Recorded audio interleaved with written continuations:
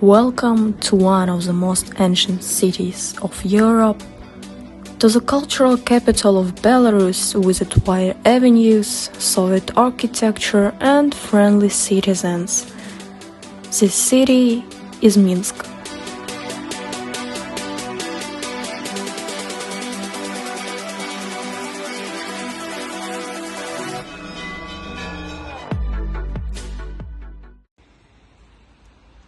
I don't think the sunglasses will be needed here. We are not in hot summer in Italy, after all. However, in spite of snow, the thing can be very useful here. Belarusian winter is likely to have a lot of snow, but this one exceeded all expectation from the first day. Of course, snow isn't common here, and even global warming can change it, at least today. Our ancestors used to make their homes adapted to the cold. Something like this, or even this, from pine and moss. But there is no need to do it today with our technological progress. I can't say that there is a lot of modern architecture in Minsk. In fact, you are more likely to encounter some examples of Soviet architecture than Art Deco or industrial buildings. And the confirmation of my words, I see just opposite us. Gates of Minsk are situated in the center of the city next to the central railway station of Minsk. For that reason, every person that arrives in the capital of Belarus sees the clock towers first. Yes, there is also a clock. On one of the towers, tourists can see a giant black one. Let us refer to the history and discover that this big clock is a trophy that was brought from Germany after World War II. By the way, the largest arrow of this clock is 3.5 meters long. The gates are the gateway to Minsk, and the former USSR in turn is the gateway to the former USSR because it is located on the west of the country, being an entry point for foreigners. That is the reason why the government tried to rebuild the city after the war, following all Soviet traditions, making Minsk the face of the country.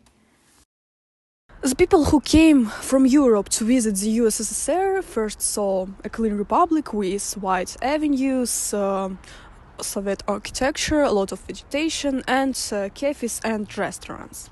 And about 2 last months. Can you guess where we are? Citizens call this place Troitskoye Predmestye. The oldest monument of architecture, the only one which wasn't damaged during the war. There is a picturesque place on the bank of the Svislich River, and you can find many fascinating places here, if you search for them, of course. If you walk around the city, make sure to stop by a cozy restaurant stylized in 19th century, where you can relax after a walk around the city. Among them we can name Karchma Starovilinskaya, and exactly here we are sitting right now. After a delicious meal, we continue our journey around Troitskoye Predmestye.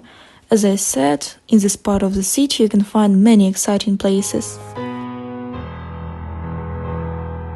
Do you like reading? My answer would be yes. So now we are gonna visit a bookshop Vyanok, named after the collection of poems by Maxim Bogdanovich.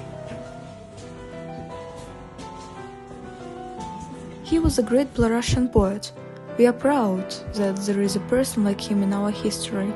The poet proved that the Belarusian language is not a peasant language, but the one that can express great feelings. If you are interested in the biography of our poets or our language in general, Troitskoye Predmestye still can help you in search of places where you can learn more about these topics.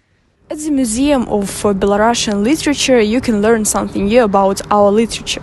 You can learn how our poets and writers have started their career. Someone like Maxim Tank, Vasil Bykov, and others.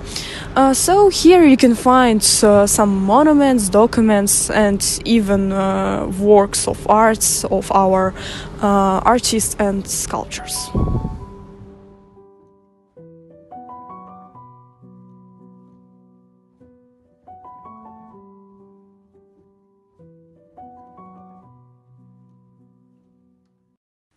So, as you can see, Troitskoye Predmestye is a great place, but it is not the only one which inspires admiration.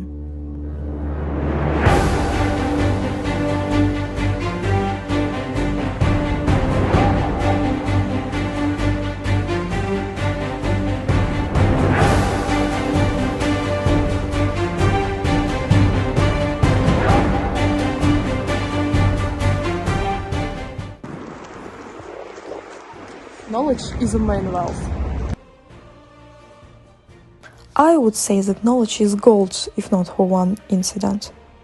This building was decided to be built using glass in gold color according to the project, but such glass would take 2 years more to complete the building. There was no time to wait. The president set the time of the building around 3.5 years. That is why the project was changed. The library consists of 2 parts. The first floor, where you can find the registration desk information, and the second part in the shape of a rhombic-cuboctahedron, where thousands of books are stored.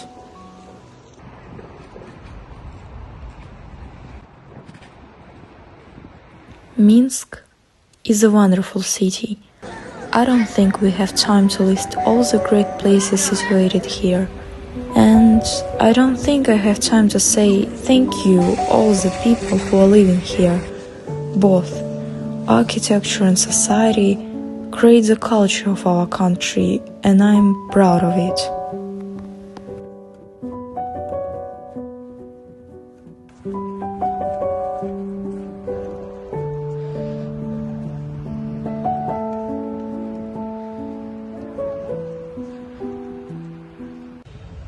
Many foreigners don't even know about a small country in the center of Europe. They may consider that we are just a part of Russia, however, they are making a big mistake saying that. We have unique holidays, traditions, culture, and people. So, next time someone mocks you saying that Belarus has no cultural value, you can mock him back.